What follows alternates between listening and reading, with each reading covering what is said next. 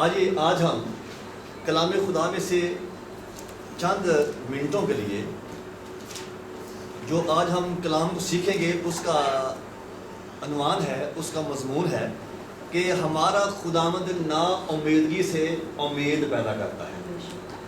جہاں پر انسان بے ہمت ہو جاتا ہے، جہاں پر انسان کی تمام رشتہ داریاں ختم ہو جاتی ہیں، جہاں پر ڈاکٹر طبیب حکیم جواب دیتے ہیں، وہاں پر میرا اور آپ کا یسوع سہارا بن جاتا ہے، آسرا بن جاتا ہے، اور وہاں پر اپنے لوگوں کے وہ ساتھ کھڑا ہو جاتا ہے۔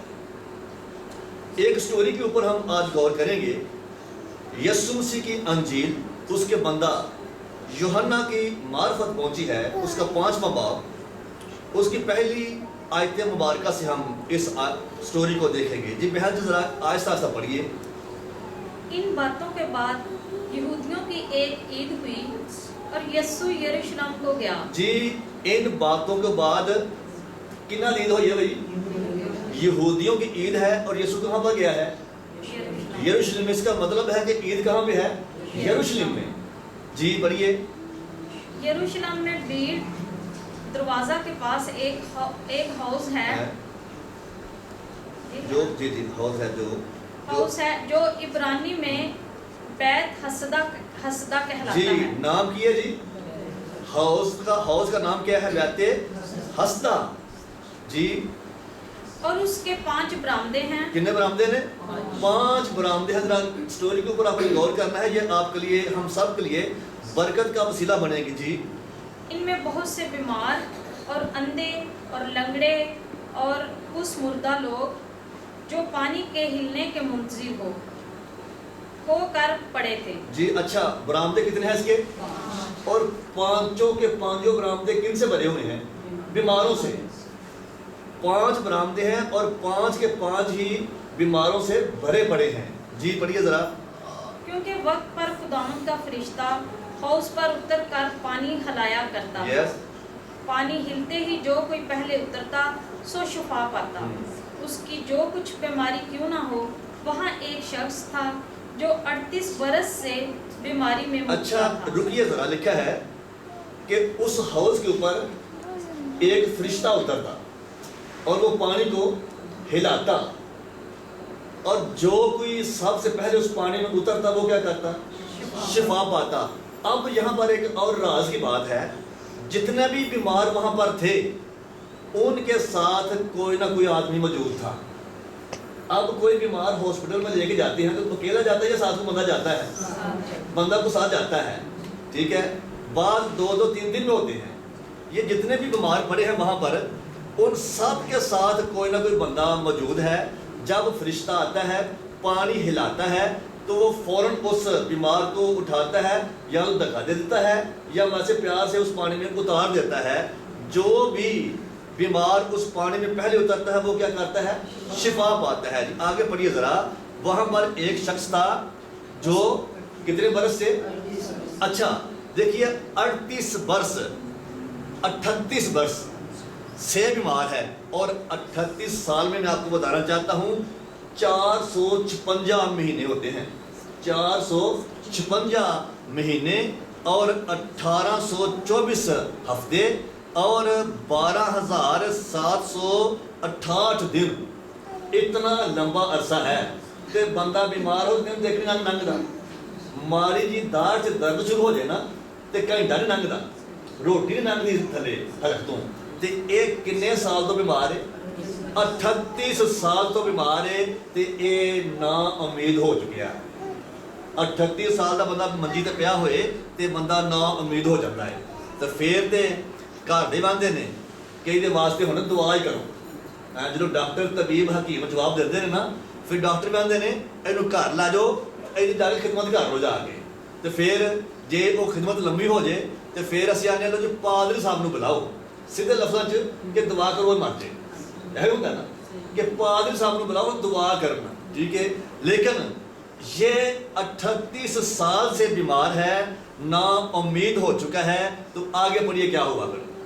اس کو یسوع نے پڑا دیکھا، ہاں جی، اور یہ جان کر کے وہ بڑی مدت سے اس حالت میں ہے، اس سے کہا کیا تو تندرست ہونا چاہتا ہاں جی، ہے؟ 38 سال کے بیمار کے پاس کون گیا ہے؟ کوئی ڈاکٹر تو نہیں گیا، کوئی طبیب تو نہیں گیا، کوئی حکیم تو نہیں گیا. ایک ڈاکٹر کا ڈاکٹر ہے، طبیباں دا طبیب ہے، حکیماں دا حکیم ہے، جنہیں سارے طبیباں حکیماں ڈاکٹراں نو حکمت دیتی ہے. آج وہ اتنے پہنچ گیا ہے، کیونکہ ہمارا یسوع دلوں اور گردوں کو جانچنے والا ہے. اس کو پتا تھا کہ باقی سب کے پاس کوئی نہ کوئی بندہ موجود ہے، اس کے پاس بندہ کوئی بھی موجود نہیں ہے.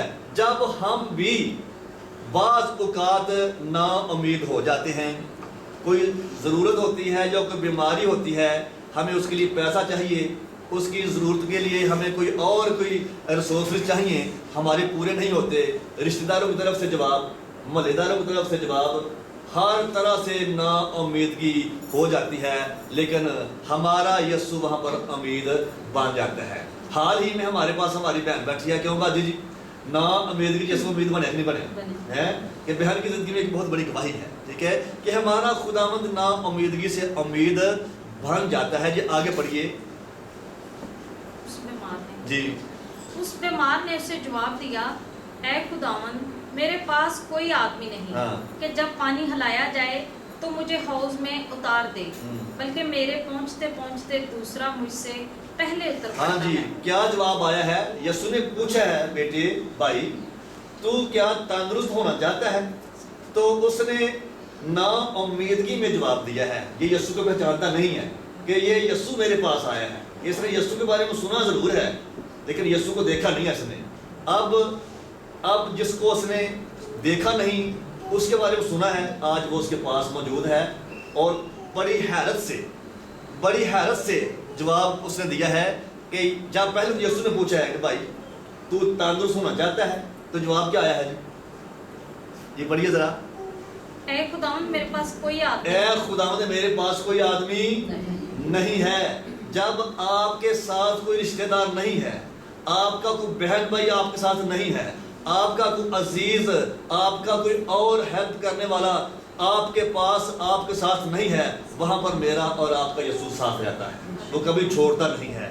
وہاں پر یہ نا امید ہو چکا ہے، یہ اس کی زندگی میں اداسی چھا چکی ہے، یہ ہر لحاظ سے ہر طرف سے مایوس ہے.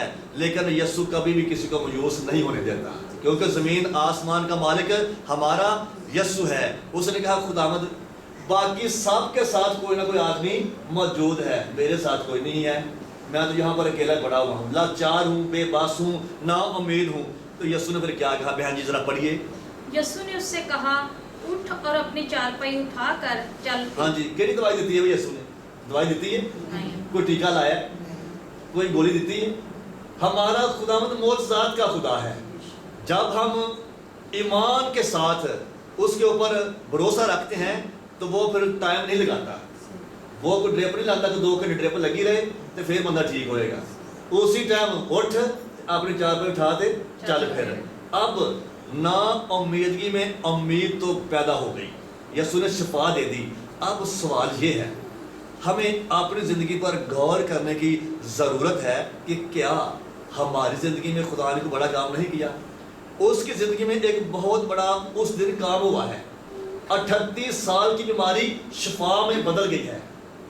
اپنی زندگی پر غور کیجئے کہ کیا ہماری زندگی میں خدا نے کوئی بڑا کام کیا ہے؟ اگر بڑا کام کیا ہے تو ہم نے اس کی کیا کرنی ہے؟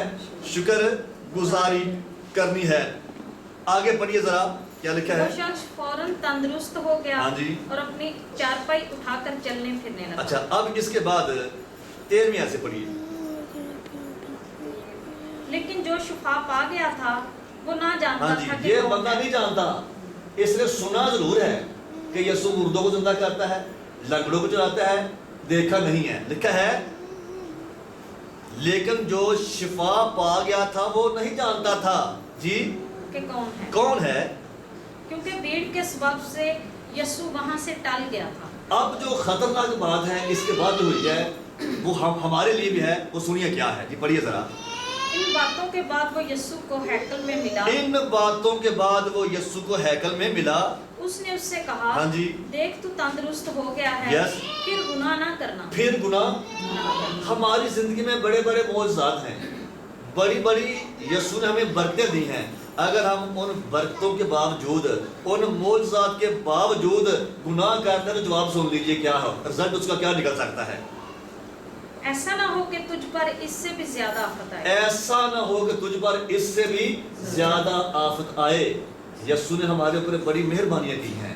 अगर आज हम तंदुरुस्त हैं तो किसके तुफैल है? अपने यीशु के तुफैल है। अगर आज हम शाही कर्म का फिरका, मुकद्दस कौम, ऐसी उम्मत जो खुदा की खास मलकियत है उसमें शुमार हो गए हैं, तो ये किसकी बदौलत है? यीशु की बदौलत है। तो इसलिए बहनों, आज का कलाम हमारे लिए ये लेसन लेके आया है कि यीशु कभी भी उदास नहीं होने देता, ना उम्मीदगी से उम्मीद पैदा करता है। खुदावंद हमारा अकेला नहीं छोड़ता, वो कभी भी हमको बीमारी में, परेशानी में देखना नहीं चाहता। अगर हम उसमें मजबूत और कायम रहें तो यीशु ने हमारे लिए बड़े बड़े काम किए हैं। तो खुदावंद हमेशा हमें अपने साथ चलने का फजल बख्शे और हमेशा अपनी पनाह में रखे, और जब तक वो आ नहीं जाता हम इसी तरह उसकी मोहब्बत में बंधे हुए, उसकी मोहब्बत में जकड़े हुए उसके जलाल को ज़ाहिर करते रहें। आमीन। आइए दुआ करेंगे और खुदावंद की शुक्रगुजारी करेंगे। हालेलुया।